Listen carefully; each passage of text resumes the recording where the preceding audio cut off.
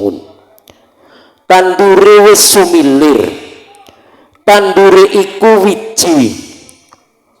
Rasa ilahi ditandur saka ati nalika angin hidayah wis sumilir, wiji mau wiwit obah ngrasakake panggilan iku tandha yen ati wis buka kena sentuhan nafsu. Tak ijo royo-royo, ijo iku warna urip lan ora garing maneh. Wong kang wis krasa iki ora gampang kagodha donya amarga rasa sejati wis ketemu. Tak lambang manungsa nalika atine bersih, roh rasa disambut penganten iku rasa mahabbah. Cah angon iku awak kasar sing dadi takon, roh awak kesasar. Mula manungsa kudu eling yen jasad iku mung titipan. Sang kudu ngladeni kang suci. Penekno blimbing iku pralambang. Limo lawang, nek lawang limo ora bisa dijaga, roh-roh iku ora gampang kecemplung. Limo sudut iku nggo lambang salat 5 waktu.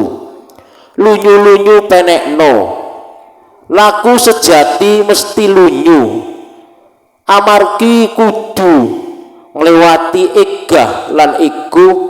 Pribadi akeh sing kepleset, nanging sing bisa nglewati bakal krasa cedhak karo Gusti Allah Ta'ala.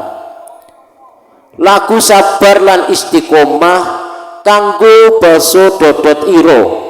Dodot ira iku tembung egah iguh yen dodot ira reget roh bisa sumumbar. Basa dodot ira iku tobat batin taubatan nasuha, ngresiki ati saka drengki lan gumedhe rasa duweni.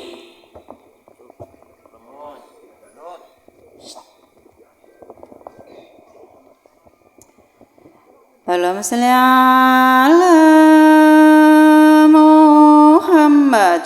Rabbi sallallahu Mumburi pada amal-amalan, mumburi pada amal-amalan,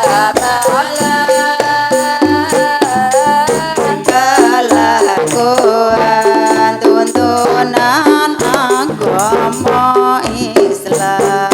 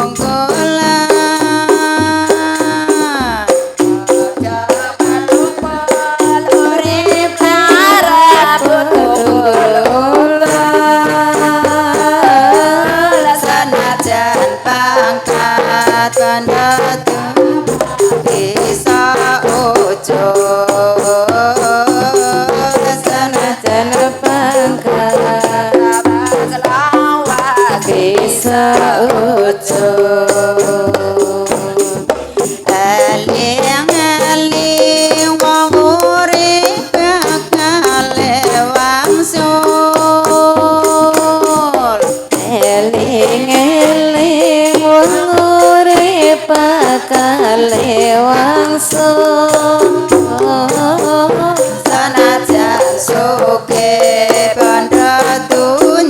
ora dipikul Senajan sugih bandha donya ora dipikul aja ngece maring ora duwe aja ngece marang wong ora duwe sanajan sugih ora bisa cukup dhewe senajan sugih ora bisa cukup dhewe sanajan miskin bandang loro dhewe sanajan miskin sandap mangan loro dhewe oleh utang dikon nyaur nyambut gawe oleh utang dikon nyaur nyambut gawe ojo sira seneng langkuk lambi abang aja sira seneng anggok lambi abang lambi abang yen dikumbal untur bae lambi abang yen dikumbal untur bae ojo sira seneng karo anggota terbang aja sira seneng karo anggota terbang yen bengi lunga yen awan turu bae yen wengi lunga yen awan turu bae mumpung ori padha amal-amalan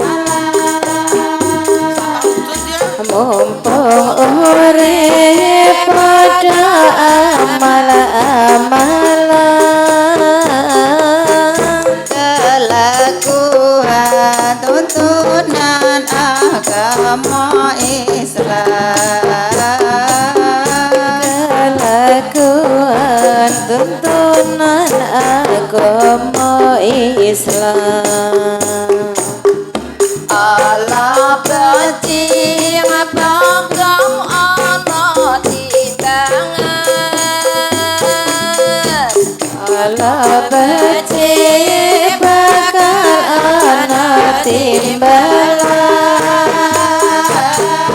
ning ayonan warsane Tuhan Pangeran Allahumma sholli